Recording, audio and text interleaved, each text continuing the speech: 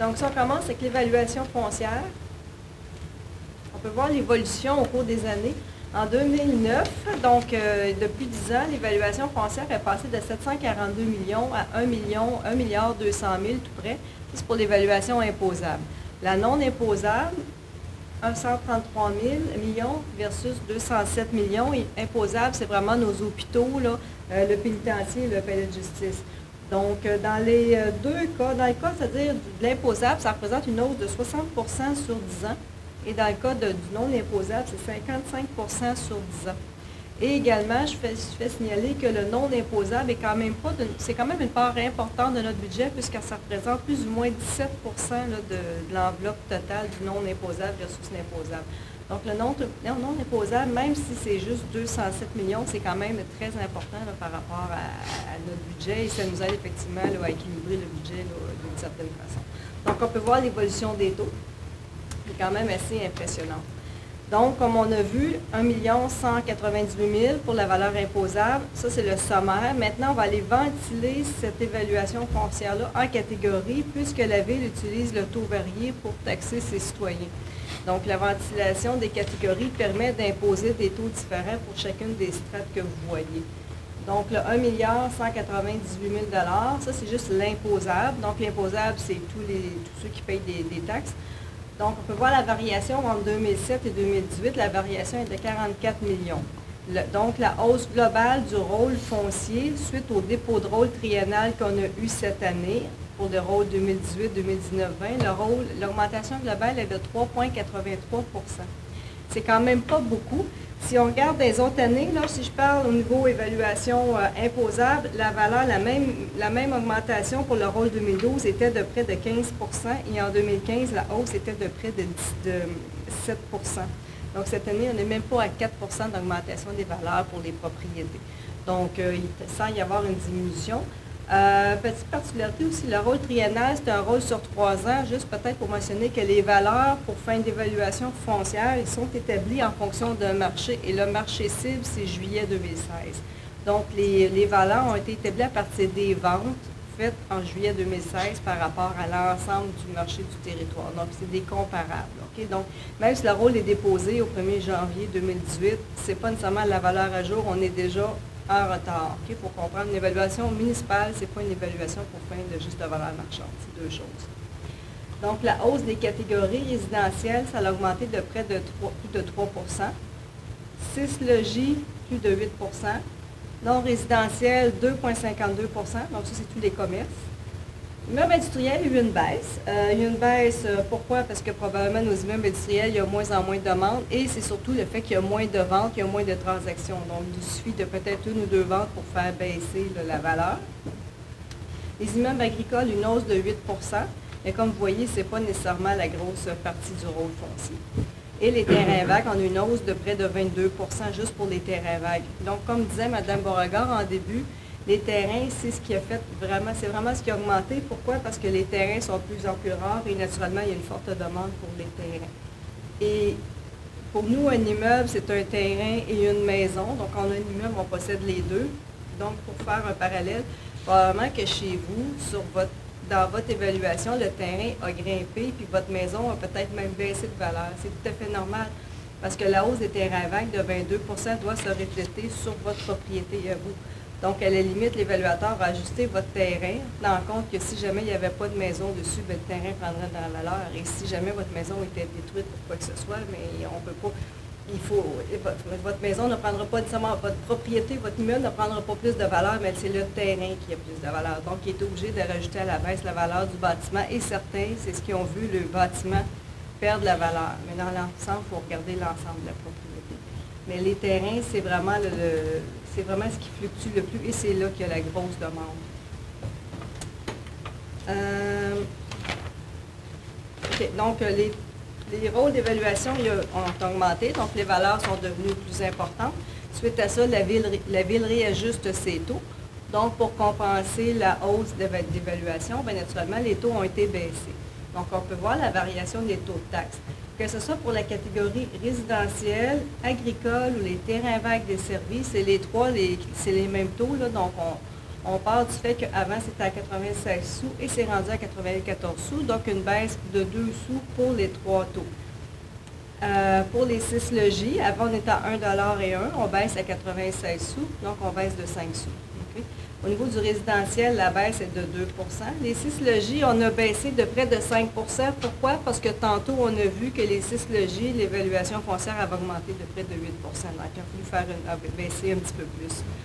Les immeubles non résidentiels, on passe de 2,40 à 2,35, donc une baisse de 5 sous pour 2 %. Les immeubles industriels, quand même une baisse de 20 sous, donc une baisse de 7,70 %. Ça peut paraître bizarre parce que tantôt, on a vu que l'évaluation foncière des immeubles industriels avait baissé et on baisse le taux de taxe en plus. Ça fait partie justement, là, comme Mme Beauregard l'a mentionné, d'une volonté aussi politique en arrière de peut-être redynamiser l'industriel et d'attirer de nouveaux joueurs.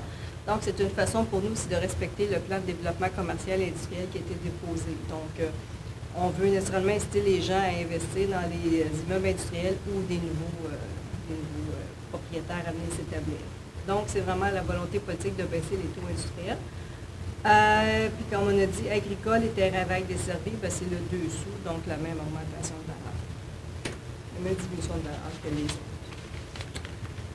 Suite à ça, naturellement, l'évolution des taux, on l'a vu pour l'année 2018, on peut la regarder sur une certaine période depuis 2007. Donc, comme on voit, le rouge, c'est la catégorie industrielle. On est passé de 3,7 à 2,40 en 2018. Donc, sur plus de 10 ans, il y a eu une baisse de 22 %.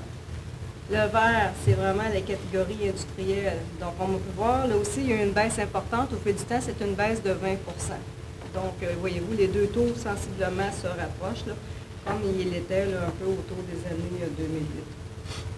Et le taux résidentiel, il est passé de 1,18 à 94 sous. Là aussi, on a une baisse de 20 % au cours des dernières années. Donc, la baisse est relativement stable d'une catégorie à l'autre.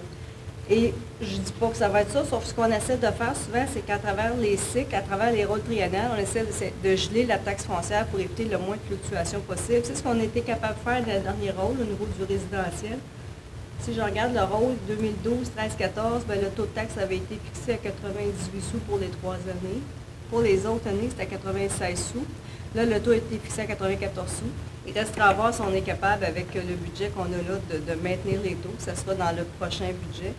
Mais bref, les taux, il faut essayer aussi de voir, de se projeter dans l'avenir. Et c'est les taux là, qu'on était capable de faire cette année en espérant qu'on puisse essayer de maintenir une certaine cadence pour les prochaines années. Maintenant, qui paie les taxes? La proportion de taxes, c'est toujours, ça ne change jamais vraiment d'une année à l'autre. Donc, les résidentiels, c'est vraiment les unifamiliales et les 2 à 5 logis. Donc, les résidentiels, ça représente 52 % des payeurs de taxes. Voyez-vous, c'était sensiblement la même chose en 2017. En 2017, les taux pour les immeubles non résidentiels, donc les commerces, on est passé de 31,97 à 31,62 %. Donc, il n'y a vraiment pas de variation. Donc, ça tend à rester toujours pareil. Il n'y a pas une catégorie vraiment qui change, mais ça reflète que les gros payeurs de taxes, c'est les immeubles résidentiels essentiellement. Donc, l'impact du taux, quand on baisse un taux de taxe au niveau résidentiel, c'est toujours plus difficile et au niveau budgétaire, ça fait beaucoup plus mal parce que la masse, elle est là. Bon, au niveau de la taxe, il y a la taxe au niveau de l'évaluation foncière, mais il y a aussi la tarification parce qu'au niveau des services municipaux, on peut aller facturer ce que ça nous coûte. Donc, au niveau de la tarification, il n'y a aucune variation, ce qui fait que la taxe d'eau, d'égout, l'assainissement et les matières résiduelles ne changent pas pour l'année. Pourquoi? Parce que le contrat de matières résiduelles, il n'y a pas nécessairement eu de valeur avec le contrat qui était en cours. Et au niveau de l'eau et de l'assainissement, il n'y a pas eu d'investissement majeur cette année. Il y en a au fil du temps, mais c'est souvent des emprunts qui sont échelonnés sur un certain nombre d'années. Donc, l'augmentation de valeur, ça ne justifiait pas de hausser ou de faire une variation des taux. Idem pour le commercial, où est-ce que les tarifs ne fluctuent pas. Sont un petit peu différents du taux résidentiel, mais c'était les mêmes taux que l'année passée. Juste peut-être pour revenir en arrière, la taxe de service pour la résidence moyenne, donc pour une maison, si on combine l'eau, l'assainissement et les matières résiduelles, ça représente 444 $ par logement.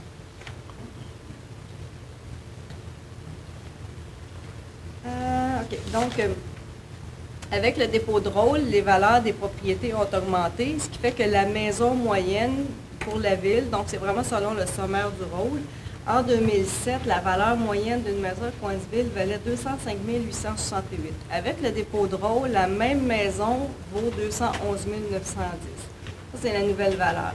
Si on a fait des ajustements de taux de taxe, comme on a mentionné tantôt, donc en tenant compte de l'augmentation des taux de taxe et de la diminution des taux de taxe, c'est-à-dire de l'augmentation de l'évaluation résidentielle, l'écart entre les deux pour une maison moyenne va être une hausse de sensiblement 15 $. Donc, ce n'est pas une grosse affaire, ça représente à peine 0,62 %, donc même pas 1 % de hausse pour l'année. Et aussi, je voulais mentionner, les municipalités, on a un moyen de se comparer entre nous. À chaque année, le ministère des Affaires municipales publie un profil financier. Donc, le profil financier 2017 qui est sorti à l'automne nous permet de ressortir certaines données intéressantes. Et dans ce même document-là, on disait que la charge fiscale, donc le fardeau fiscal des citoyens de la ville de Coinsville, basé sur les données de 2017 naturellement, était de 2 572, comparativement à une moyenne de 3 107 $ pour les villes de la même classe de population que la ville et 2 718 $ pour l'ensemble des villes québécoises. Donc, c'est une autre façon de calculer. Donc, on ne tient pas compte du tout dans ce ratio-là de la taxe, mais on tient compte de l'ensemble des revenus et on tient compte également de l'évaluation foncière imposable pour l'ensemble de la ville et on fait une moyenne en vertu de notre résidence moyenne. Donc, comme on peut voir, la ville de Coinsville s'en sort très bien. On est vraiment en dessous là, des ratios pour la classe moyenne. Donc, c'est ce qui démontre que notre taux de taxe et l'ensemble de notre budget est quand même relativement stable et est quand même très favorable.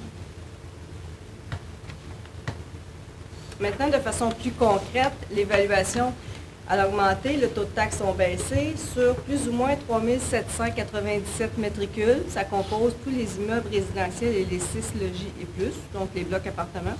Sur les 3 797, plus ou moins 50 % des gens vont recevoir une baisse de taxes. Il y a près de 34 % des gens qui vont avoir une hausse de moins de 100 $. Et la différence, ça fluctue. Il y en a toujours qui ont des plus grosses augmentations, mais dans ce cas-là, c'est du cas par cas et il y a sûrement des raisons. Mais ce qui fait que 85 % des gens vont avoir une hausse de moins de 100 $. C'est pour ça, tantôt, on disait que pour la maison moyenne, la hausse était de 15 $, bien ça vient de là.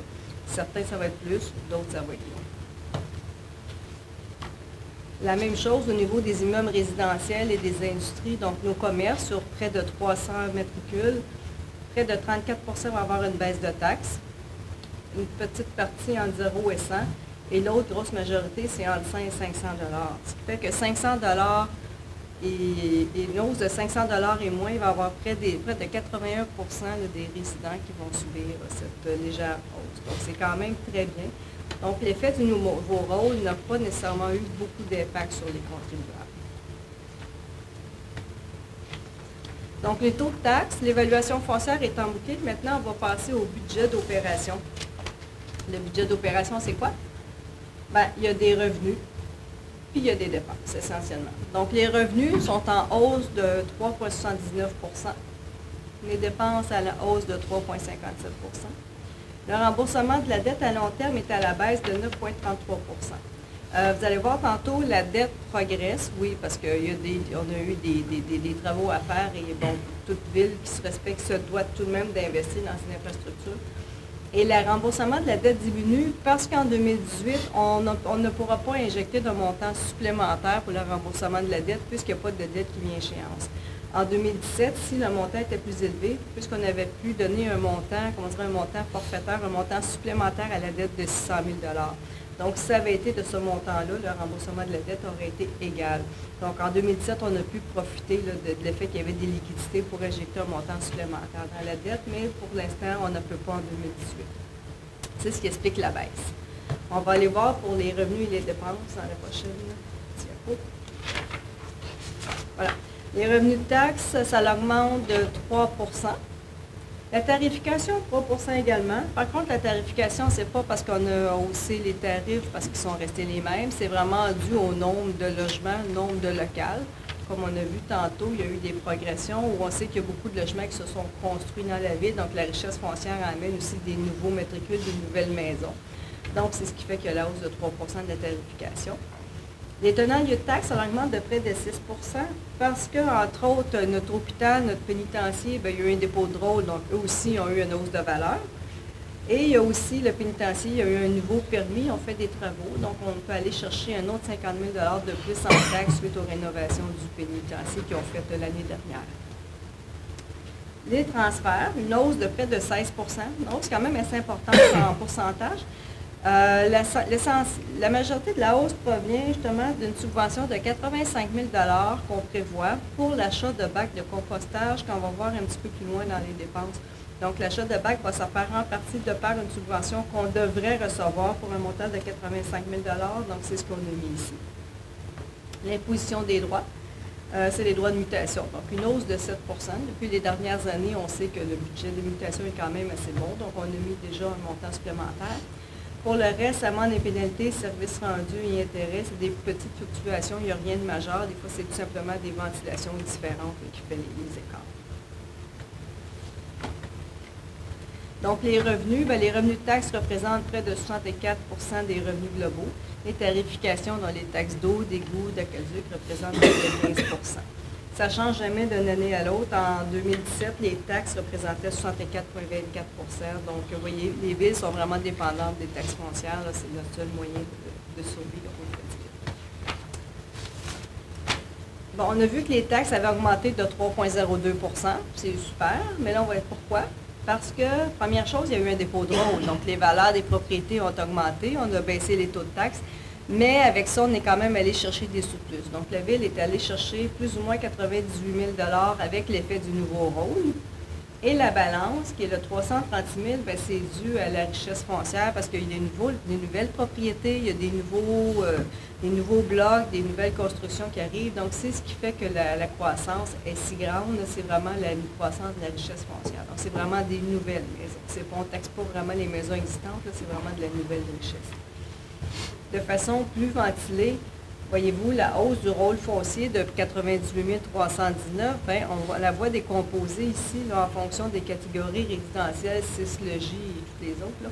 Juste pour faire peut-être un petit aparté, l'industriel, on a baissé les taux de taxes et l'évaluation aussi est à la baisse. Ce qui fait qu'avec le dépôt de rôle, la municipalité ne perd pas, mais comme on pourrait dire, on investit, mais comme on voit là, c'est qu'on perd 77 000 en baissant les taux de taxes. Sauf que pour aller chercher 77 000, il va falloir naturellement augmenter certains autres taux de taxes. Donc, on voit la ventilation là, du dépôt de rôle.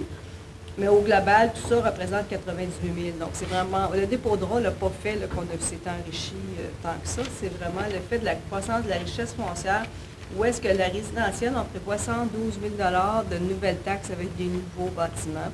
Et des 6 logis, 102 000 C'est surtout là qui sont la progression. Mais comme on disait tantôt, au niveau des industries, c'est plus un investissement qu'une dépense ou une perte de revenus. Il ne faut pas le voir comme ça. C'est ce qu'on prévoit. Les dépenses, 20 337 000 D'une année à l'autre, ça non plus, les proportions ne changent pas vraiment. C'est assez stable. Il y a eu des variations. On va voir les variations un petit peu plus loin. Je peux remarquer que la dépense la plus importante, c'est l'hygiène du milieu, qui est tout à fait en bas. Vous voyez, ça représente 20 du budget. Donc ça, c'est l'eau, les égouts, les matières résiduelles, donc tout ce qui est les ordures. La deuxième dépense, c'est le transport, avec encore près de 20 La troisième dépense, c'est la sécurité publique, incendie, police, sécurité civile. La quatrième dépense, l'administration générale, qui est le greffe, la trésorerie, les finances et la direction générale et tout ce qui s'ensuit. Par la suite, il y a les loisirs et culture, l'aménagement urbain, santé bien-être et les frais de financement. Les frais de financement, vous voyez, 5,31 versus 4,85 l'année passée. Il n'y a pas beaucoup de variations en pourcentage, même si les dépenses augmentent. C'est quand même relativement stable, ça aussi. Donc, il n'y a pas de dépenses majeures, ou pas du moins de reclassement majeur là, dans nos dépenses.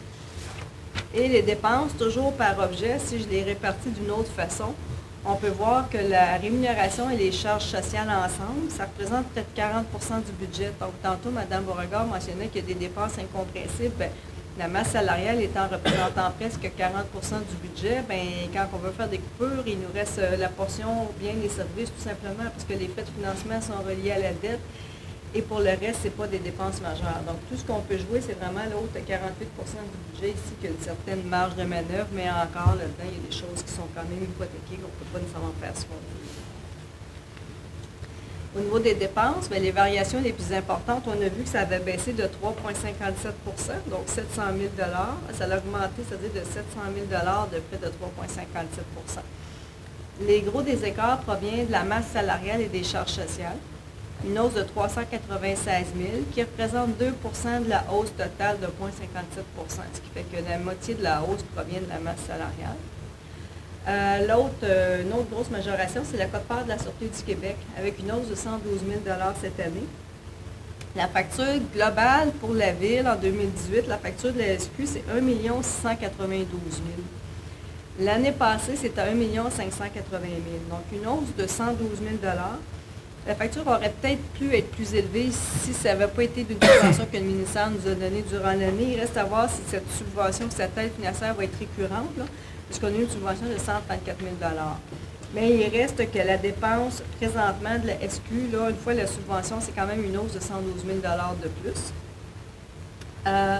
Quote-part MRC puis bonification du transport collectif, on a une hausse de 26 000 parce que le taxibus, c'est pas que c'est un gros montant, sauf que le transport collectif est très apprécié, donc la Ville doit injecter un montant supplémentaire pour pouvoir justement faire en sorte que le transport collectif encore soit offert sur une plus grande plage horaire et qui fonctionne bien. On n'a pas le choix, c'est-à-dire d'injecter plus pour qu'il puisse continuer sa lancée, puis c'est un bon outil et c'est très apprécié des citoyens de la Ville.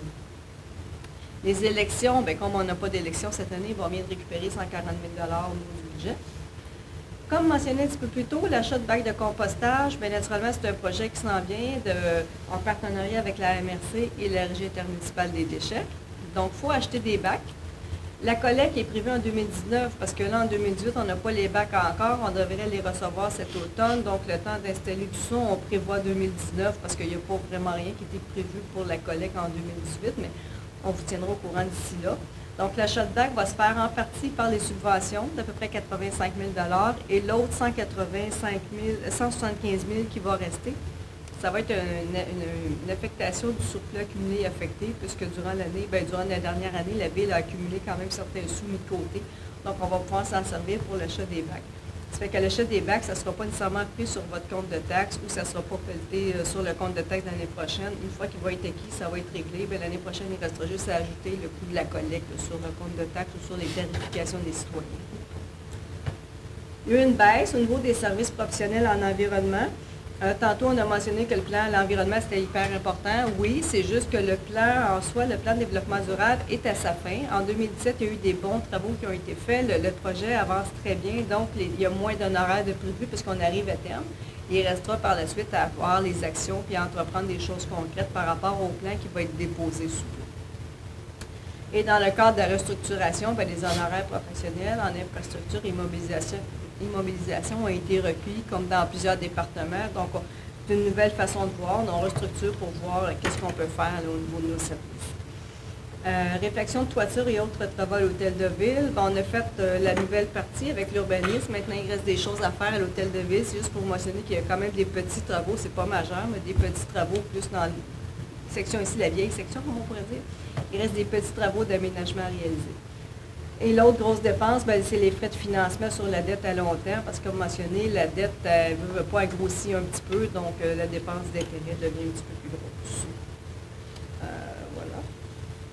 Juste pour mentionner, l'achat de bacs de compostage, ça va être seulement pour les unifamiliales et les 2 à 5 logis. On ne touche pas les commerces, ni les 6 logis et les gros blocs appartements. Là, on vise vraiment l'unifamilial et les 5 logis et moins. Au total, c'est près de 3 500 bacs qui seraient distribués. Maintenant, la dette. La dette, il y a la dette en soi, puis il y a des ratios pour l'expliquer. Si on regarde la dette totale à la charge de la Ville en 2018, elle va être près de 38 millions, dette totale. Par contre, il faut comprendre qu'il y a une dette de la Ville et il y a une dette à la charge du gouvernement. La plus importante, c'est la dette à la charge de la Ville. C'est cette portion-là qu'il faut regarder. Donc, la dette en 2017 estimée, elle va être de 29 460 000. On voit les années d'avant. Et on passe à 31 595 000 comme dette projetée. Naturellement, c'est d'estimer en fonction d'un plan, d'un PTI qui est en cours, qui va être réalisé. S'il n'est pas réalisé exactement comme on le fait, ça va avoir un impact sur la dette, mais c'est une projection. Donc, il restera à voir à la fin de l'année comment on est. Tout comme la dette estimée en 2017, ben, c'est une dette évaluée, tout dépendant de la définition des travaux, puisqu'on est quand même près de la fin de l'année. Ça va être à évaluer tout ça. Et pourquoi je dis que c'est celle-là qui est importante? Parce que la portion à la charge de la ville, c'est celle-là pour rembourser le capital et les intérêts. C'est sur cette dette-là qu'il faut aller chercher des revenus de taxes, puisque elle, c'est la ville qui l'assume. La portion à la charge du gouvernement, c'est des subventions que le gouvernement du Québec surtout nous donne, mais qui nous les donne sur une période de 10 à 20 ans. Ce qui fait que les villes doivent aller en emprunt et le ministère nous rembourse le même montant de capital et intérêts, mais pendant 10 à 20 ans. Donc, dans les états financiers, j'ai un revenu puis j'ai une dépense qui vient du gouvernement. Donc, pour moi, elle n'est pas importante puisqu'elle est donnée, elle est financée par Québec. Et pourquoi en 2017, mais en 2018, il y a quand même un gros montant, un gros écart, c'est tous nos travaux justement qu'on a fait dernièrement dans le secteur Bernard et tous les autres secteurs. Les travaux n'étaient pas terminés, vont être possiblement financés cette année. Donc, ma portion à la charge du gouvernement va quand même grimper beaucoup cette année, mais ça n'a pas d'impact au niveau budgétaire. Donc, la dette, si on veut bien l'évaluer, il faut le comparer. Il faut se comparer avec d'autres villes. Il faut regarder les différents ratios. Donc, le ratio du service de la dette, on vient comparer, dans le fond, on vient déterminer le remboursement de capital et intérêts annuels. On compare ce montant-là par rapport au budget total de la ville. Donc, ça nous donne un petit peu une idée de où est-ce qu'on se situe. Donc, depuis 2011, il y a des hausses et des baisses, on fluctue. La moyenne provinciale, c'est-à-dire pour les municipalités, il y a la même classe de population que nous, donc les 10 à 25 000. La moyenne du service de la dette représente près de 14,57 %. En 62, notre ratio projeté, 14,62. Donc, on voit qu'on se compare aux municipalités qui nous ressemblent. Par contre, en 2017, on voit ici que notre endettement est probablement très élevé, ce qui est normal parce qu'en 2017, comme je l'ai mentionné un petit peu plus tôt, on a remboursé un montant supplémentaire de capital parce qu'on avait les liquidités et parce que c'était le temps de faire, on avait un bon refinancement. Donc, en injectant un montant de 600 000 $ de plus, mais ça le fait en sorte que mon ratio ne va pas grimper. Donc, si j'avais un remboursement supplémentaire en 2018, c'est ce qui arriverait aussi. J'en ai pas. Donc, au niveau du service de la dette, comme on peut voir, le ratio est vraiment dans le mille et on est très favorable. Et justement, ce ratio-là, la hausse des taux d'intérêt, ce ratio-là a un impact. Donc, c'est sûr que si les taux viennent qu'à monter, c'est ce ratio-là qui va écoper. Mais il faut quand même faire attention parce que présentement, je finance à du 2,20 % plus ou moins. Et les projections au niveau du budget sont à 3,50 3,5 %. Donc, avant que je me rende là, ça prendrait quand même quelques taux. Il y a une augmentation du taux directeur de 0,25. Donc, peut-être que je vais être rendu à 2,5. Donc, j'ai quand même 3,5. J'ai mis 3,5 au niveau budgétaire. Donc, ça laisse le coussin pour pouvoir pallier aux imprévus. Donc, à court terme, c'est pas inquiétant. Même s'il y aurait une petite hausse, on est capable de le supporter. L'autre ratio, c'est qu'on compare maintenant l'endettement total, donc la dette, donc le solde d'une dette, on la compare à quelque chose. Et là, moi, je vais la comparer à la richesse foncière uniformisée, donc l'évaluation foncière imposable et non imposable de toutes les propriétés de la ville. Si je prends ce ratio-là, voyez-vous, il y a des plus, il y a des moins, toujours la même affaire. La moyenne, selon la classe de population, 1,89 %. Vous voyez, la dette projetée, 2,38 puis estimée 2,22. Oui, on dépasse et ce ratio-là, il n'est pas favorable du tout. Comme vous voyez, on est peut-être plus endetté par rapport à la richesse foncière. Par contre, il faut revoir aussi deux choses. L'endettement total net à long terme, on peut l'évaluer en fonction d'une richesse foncière ou en termes d'unité d'évaluation. Donc, je reprends encore mon profil financier parce que pour nous, c'est un bon guide, c'est un bon indicateur pour voir où est-ce qu'on se situe. Selon ce même profil, l'endettement total net à long terme, cette fois par unité. Donc, dans la ville, il y a 5 311 unités de logement. Donc, je répartis ma dette en unités. Ça me donne une dette de 5 010 $ par maison ou par propriété, comparativement à une moyenne de 5 230 pour les villes de même grosseur ou de 5 865 pour tout le Québec. Donc, c'est juste qu'on vient donner l'endettement, mais par rapport à une autre balise, et ce ratio-là nous est favorable, on est en dessous de la moyenne. Bien, ça s'explique assez facilement parce que, comme on a vu tantôt, la maison moyenne à Cowansville est à peu près de 211 000. Toujours selon le même profil. La maison moyenne au Québec, elle vaut 265 000. Et la maison moyenne pour la classe de population, elle est 302 000. Donc, je n'ai pas la même richesse foncière que mes amis, là, que mes mêmes classes. Donc, ce ratio-là, si je le compare en termes d'unité d'évaluation, il m'est favorable parce que j'ai plus d'unités, j'ai plus de payeurs de taxes.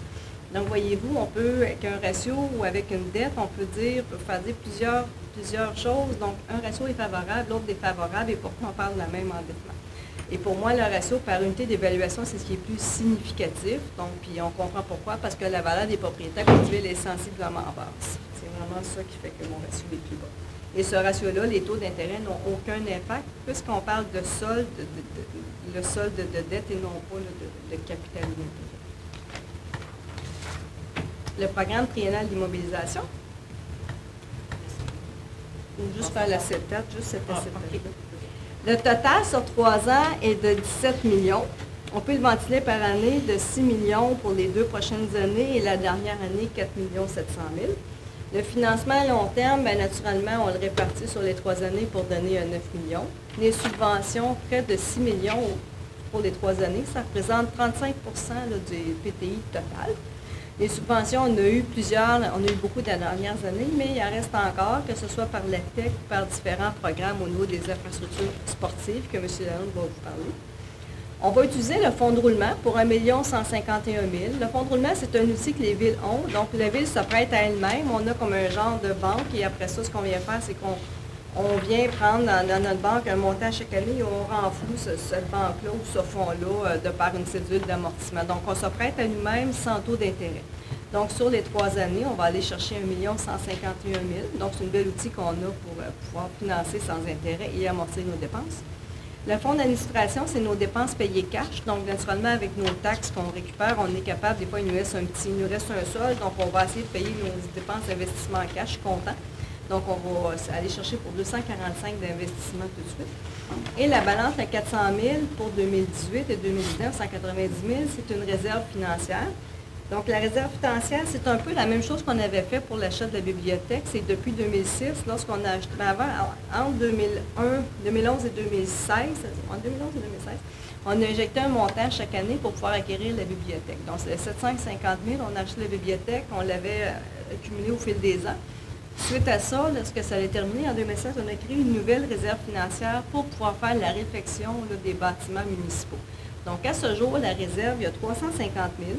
Dans le budget qu'on vient de voir, on a injecté 100 000, on prévoit injecter 100 000 pour la réserve financière. Donc, la réserve va être à peu près 450 000 à la fin de l'année, ce qui fait qu'on devrait être en mesure de faire les travaux de 400 000 à même la réserve financière. Donc, on n'aura pas été chercher naturellement des emprunts, donc il n'y a pas d'intérêt, il n'y a pas rien, sauf que c'est de l'argent qui est accumulé au fil du temps. Et s'il reste, bien, l'année prochaine, en 2019, on pourra continuer d'augmenter la réserve financière pour continuer à payer des dépenses pour la réfection des bâtiments municipaux parce qu'on sait qu'on en a vraiment besoin. Donc, ça, c'est le sommaire. Maintenant, M. Lalonde va vous présenter de façon détaillée les projets, là, que ce soit financés par règlement d'emprunt, subvention, fonds de roulement et tout le tralala. Fait que, voilà. D'accord. Donc, le premier projet, c'est au niveau de l'aréna. Vous voyez qu'il y a un projet de pratiquement 1 million, dont une subvention à 38 là, pour le montant de 380 183 $. En réalité, c'est pour changer tout le système de réfrigération là, qui était en fin de vie.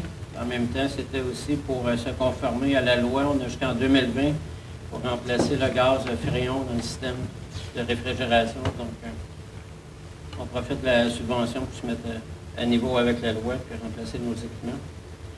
Le deuxième projet, c'est au niveau du centre aquatique. Lui, on est en demande de subvention. Ce n'est pas fait encore. Ce sera une subvention à la hauteur de 50 %. C'est pour la mise à niveau du secteur de la piscine en tant que telle, pour le bassin de baignade, pour le système de filtration, le mettre à niveau. Puis il y a aussi une question de ventilation et d'isolation de la toiture au-dessus de la piscine. En 2020, 150 000, c'est plus des travaux de fenestration encore là dans la section où est située la piscine. Le remplacement du filtre numéro 3, c'était l'usine de filtration, c'est des filtres à sable. À un moment donné, c'est comme un filtreur de piscine, le sable est à remplacer. c'est ce que ça coûte pour remplacer le sort de gros filtre. 380 000. Donc, ça serait avec la taxe sur l'essence, qui est de 2019 à 2023, qui n'est pas confirmée encore. C'est pour ça que les travaux seraient effectués en 2019 seulement. Ensuite, on passe pour les bancs à l'Aréna. On veut les remplacer sur plusieurs années par section. Donc, on débuterait en 2019 à la hauteur de 36 000 par année pour remplacer des sections de bancs d'Aréna pour les mettre plus aux normes. Ils ont déjà donné. L'Aréna date de 1967 environ. Donc, pas mal de monde qui a passé dessus. Des bimètres sectoriels, c'est plus en 2020. C'est pour segmenter notre réseau d'aqueduc en ville. Des fois, quand il y a un bris majeur à l'usine de filtration, on le sait par la quantité d'eau qui sort. On ne sait pas encore à quel endroit, dans quel secteur de la ville, avec des débitmètres. On saurait c'est dans tel secteur qu'on envoie nos hommes pour vérifier où peut se situer la fuite. C'est un peu technique, là, mais ça va nous aider. Après ça, la mise à niveau du bâtiment du 500 rue Sud, c'est la maison des jeunes et le cercle des fermières également qui est dans ce bâtiment-là. C'est de faire la réfection de la façade, là, les fenestrations, donner un nouveau look à notre façade de bâtiment. Donner l'exemple, parce que ça s'en vient bien, ça rue Sud. Je pense qu'on est rendu là. Mise à niveau du système de filtration au parc d'Avignon, c'est au niveau de la barboteuse en 2020. Là, on veut le mettre à niveau. On arrive en secteur Fordyce, Albert, Rang Saint-Joseph. C'est une autre subvention qu'on avait eue, qui est une subvention à la hauteur de 75 sur Fordyce, c'est seulement du scellement de fissures de surface. Puis pour Albert, Rang Saint-Joseph, c'est des traitements d'asphalte et remplacement de certains ponceaux. Divers travaux de réfection avec la TEC 2014-2018. En 2018, il y a un montant de 700 000. C'est pour terminer notre taxe sur l'essence 2014-2018, où on avait 3,7 millions. Donc, il reste un 700 000 à écouler. Les travaux doivent être obligatoires en 2018. Donc, au moment où on se parle, on pense peut-être à un tronçon de la rue de Church. L'année dernière, on a terminé à Place Philippe-Fortin. Avec ce montant-là, on terminerait jusqu'à James, parce que le reste de James, s'en allant vers la plage, est déjà fait. Donc, Church serait terminé. 2019-2020, les montants que vous voyez là, le 3,6 millions sur les 2 ans, c'est ça la nouvelle tech qu'on utiliserait. Les travaux ne sont pas encore déterminés. On va se baser sur notre plan d'intervention d'infrastructure qui a été adopté l'année dernière, là, qui fait en sorte qu'on connaît notre réseau dans son entièreté. On connaît les faiblesses.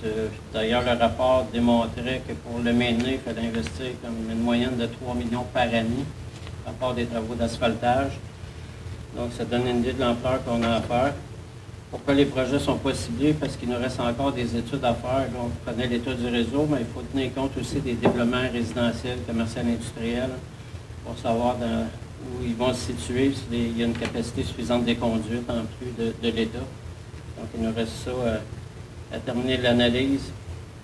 C'est en lien un peu avec le point suivant. Vous voyez, il y a des 200 000 pour des honoraires professionnels pour 2018-2019. C'est pour faire les plans et devis de ces travaux-là quand on va déterminer à quel endroit on va aller intervenir avec la TEC. Il faut aussi avoir des plans d'avance pour quand il y a des subventions, comme quand on a eu FEPTEUR à 83 de subvention. Une des raisons pourquoi on l'a eu, c'est parce qu'on avait des plans et devis qui étaient prêts. Là. Le gouvernement tient compte de ça quand on dépose. Eux sont déjà prêts, l'argent est disponible. Ça aide pour la décision du ministère. Couche de pavage, en 2018, on parle de 145 000. Il y a un 45 000 qui est pour paver le chemin de l'accès au centre de la nature. La première partie là, qui va jusqu'au premier stationnement qui est en gravier. La raison pour qu'on le paverait, c'est pour éviter que les sédiments puis le calcium liquide l'été, où la poussière se retrouve dans le lac en passant à travers les puisards, parce que naturellement ça se retrouve dans le lac. C'est question d'environnement. On arrive à 200 000 en 2018, le parc industriel sud-ouest, c'est pour des utilités publiques, c'est pour le gaz métro d'Hydro-Québec.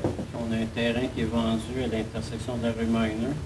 On a un deuxième potentiel, donc il faut amener les services. Gaz métro de la façon qui fonctionne, c'est que c'est la ville qui fait l'installation. Quand les clients sont branchés, ils facturent le client, puis Gaz Métro nous retourne la partie qui touche ce client-là. Donc, ça peut aller jusqu'à un remboursement complet de 100% avec les années, là, au fur et à mesure que les clients vont être branchés sur le réseau de Gaz Métro. Prolongement du réseau d'égouts Fondation Chemin Brosseau, c'est pour terminer la partie là, qui est en gravier sur le chemin Brosseau. Donc, l'entièreté du chemin Brosseau serait pavé. C'est quand même assez utilisé là, pour le monde qui passe sur la rue Albert, continue pour aller à 139 en empruntant le Brosseau. Ça, il y a le prolongement du réseau d'égouts et d'aqueducs sur la rue Albert. C'est pour boucler notre réseau d'aqueduc pour donner une meilleure qualité d'eau dans le secteur Jules Monod, entre autres. En même temps, c'est pour donner une capacité d'aqueduc, capacité hydraulique pour le secteur industriel, justement sur Brosseau. Puis la compagnie Camrec qui est déjà sur place aussi, là, qui a un grand besoin d'eau en cas de feu. Donc, c'est pour assurer qu'ils vont toujours passer les tests au niveau des incendies. Prolongement de la rue des Freins via la rue Miner, c'est un projet en 2019 là, pour donner un accès avec le secteur Beaumont en s'en allant vers le Walmart, si on peut dire. Là. Ça nous permettra en même temps de développer des terrains qui appartiennent à la ville. Donc, c'est un projet qui pourrait s'auto-financer en bonne partie. On a 875 000 en 2018, c'est pour des feux de circulation à l'intersection de la rue Joliette. Donc, vous savez, avec le projet de résidence de personnes âgées, Renaissance en arrière du percé, tout un développement résidentiel également à l'arrière. Donc, c'est pour assurer la sécurité, là, la fluidité de ce secteur-là. Maintenant, on met à niveau les feux qui sont devant Tim Hortons, qui soient en séquence avec. On sécurise aussi également des traverses de piétons dans ce projet-là. On arrive à nos digues, Digue Boule, qui est sur le secteur, sur le territoire de Brigham, là, qui était notre ancien bassin d'eau potable à l'époque. On a encore la responsabilité d'entretenir les digues. Il y a des travaux prévus en 2019 pour 425 000. La digue Métubédard, c'est la digue qui est face à l'ancienne DA. C'est une digue, là, pour ceux qui ne sont pas au courant. Donc, il y aurait des honoraires professionnels tels que l'exige la loi ces barrages, faire des études de rupture, l'état de la digue. Donc, on va être dû en 2020 là, pour refaire des études complètes. Remplacement des lumières de rue pour les passer plus au LED. Je pense à partir de 2020, peut-être investir 100 000 par année pour mettre à niveau l'entièreté de la ville à petits pas. Divers travaux correctifs de voirie d'hygiène du milieu, le 60 000 en 2018, c'est le prolongement là, des réseaux sur JA des Ragons pour se rendre jusqu'à 2,41 dans le secteur de Tim Hortons. Il y a des terrains qui restent à desservir. Donc avec le 60 000, on va desservir ces terrains-là. Aménagement d'infrastructures de parc au parc Centre-Ville, suite à tous nos travaux, il nous reste un petit peu de choses à peaufiner. Donc, en 2018, ça serait l'installation de bancs de parc, poubelles, support à vélo. Puis en 2019, ça serait des 3 abris avec un toit là, pour faire de l'animation culturelle ou peu importe, animer notre centre-ville, notre parc Centre-Ville. On se dirige au parc Pierre-Lucie. Il y aurait une installation d'une pump track asphaltée. Ça ressemble un petit peu à un genre de skate, là, des bosses en asphalte. La beauté de ça, c'est que c'est accessible après ça pour ceux qui font du skate, la trottinette, patin relignés, BMX, vélo de montagne et tout. Donc on va animer en même temps notre parc Pierre-Lucie. Le 65 000, c'est pour aménagement du terrain de baseball. Il y a comme un engouement qui revient pour le baseball. L'été prochain, il y a déjà 16 équipes de baseball qui vont venir jouer au parc Pierre-Lucie. Donc, on va remettre à niveau notre terrain et les abris de joueurs également.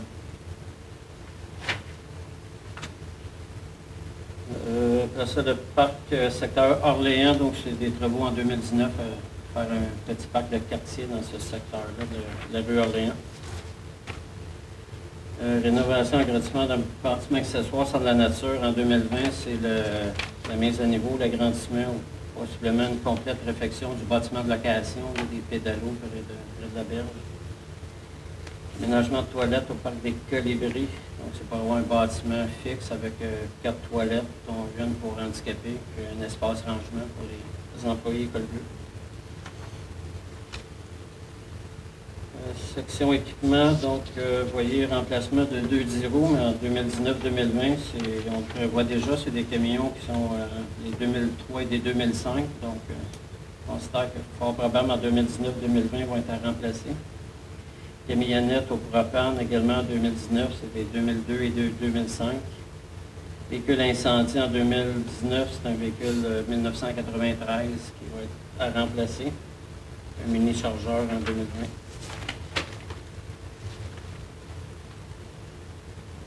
En 2018, remplacement d'un chargeur sur roue usagé.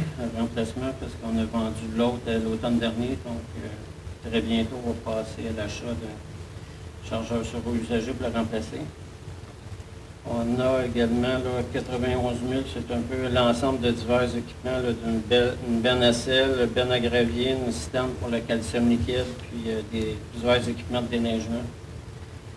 Le 40 000 ensuite, c'est pour un tramac, un marteau-piqueur, quand on travaille dans la roche, pour installer après notre pépine. Les équipements de télémétrie et génératrices en 2018, c'est pour les postes de pompage Hillcrest et Promenade du Lac, et puis le poste de surpression Bachan. Donc on va en faire un par année. C'est pour ça qu'il y a des montants de 40 000 et 50 000 pour les autres années. Système d'éclairage de Noël à 50 000 par année, c'est pour renouveler un petit peu nos lumières de Noël, mais en même temps, c'est indiqué événementiel parce qu'on veut avoir de l'éclairage, c'est pour animer des fois des activités dans l'année sur des bâtiments ou des choses comme ça, créer de l'animation au parc centre-ville et à d'autres endroits qui restent à déterminer. Un comité qui a été créé avec de nos fonctionnaires et de nos citoyens, donc c'est assez intéressant. Équipement mobilier pour la bibliothèque, en 2018, le 25 000, c'est majoritairement pour du rayonnage et du mobilier de bureau. Les années 2019-20, ça va être plus pour des estrades, pour la section jeunesse, des meubles. Puis regardez l'opportunité aussi pour un Mediolab qui reste à évaluer. Ouvrage de rétention de sédiments, c'est suite à une étude qui a été faite pour savoir l'apport de sédiments qui arrive au lac, là, considérant que 96 du bassin versant qui arrive au lac est à l'extérieur de la Commandeville. On a quand même évalué l'ensemble du bassin versant pour voir où il y aurait des interventions. Donc, on a ciblé des montants pour commencer à être proactif pour limiter l'apport de sédiments au lac, pour recevoir ce qu'on fait aussi avec ceux qui sont déjà rendus au lac. En premier lieu, on va stopper l'hémorragie. Ça, d'autres équipements, là, le 44 000 équipements et outils divers pour les travaux publics, c'est majoritairement au niveau du garage municipal, là, des colonnes élévatrices pour lever les véhicules, une table pour réparer les transmissions. Antisécurité routière, 16 000, c'est une traverse de piétons clignotante qu'on va installer, faire l'essai de ça. Puis un achat d'un radar aussi pour vérifier la vitesse quand on a des plaintes pour un secteur.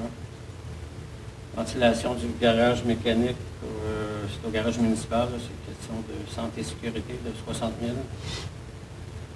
Lecteur de surverse, 25 000, c'est pour terminer l'entièreté de nos surverses, là, quand il y a des fortes pluies, comme dans toutes les villes, des conduites à certains endroits déversent dans les ruisseaux. Avec les surverses numériques, ça nous permet de savoir en temps réel, quand ça surverse, la quantité du déversement. C'est une obligation légale maintenant. Donc, ça nous permet de savoir où aller intervenir, séparer nos réseaux pour éviter les surverses à l'avenir. Achat de logiciels informatiques et immobilier de bureau, 52 000, c'est des logiciels de gestion, là, le Office 365 et aussi le logiciel pour la gestion des compteurs d'eau qui vont être installés dans l'ensemble de nos industries, commerces et institutions. Le 8 000 pour les loisirs, c'est des buts de soccer au parc des Colibris pour installer la grandeur senior pour les buts à la demande de l'organisation de soccer. Pour terminer, la mise à niveau de la bibliothèque, vous voyez qu'il y a des montants en 2018-2019. En 2018, c'est majoritairement vraiment pour mettre le bâtiment aux normes, les gicleurs, les sorties de secours, escaliers. En même temps, délimiter aussi une section jeunesse à l'entrée par la rue de Jaune pour qu'on puisse animer les jeunes des écoles qui viennent à la bibliothèque. Donc, mettre ça attrayant. Puis en 2019, vous voyez un montant de 65 000 là, de un petit peu verdir le stationnement à l'arrière, justement, de la bibliothèque, là, et donner un petit cachet plus vert, plus attrayant. Ça fait le tour des dépenses au PTI. Merci. Alors, pour les gens qui viennent de se joindre à nous, la présentation du budget était à 18h30, donc je vais juste vous faire un bref résumé. En fait, le budget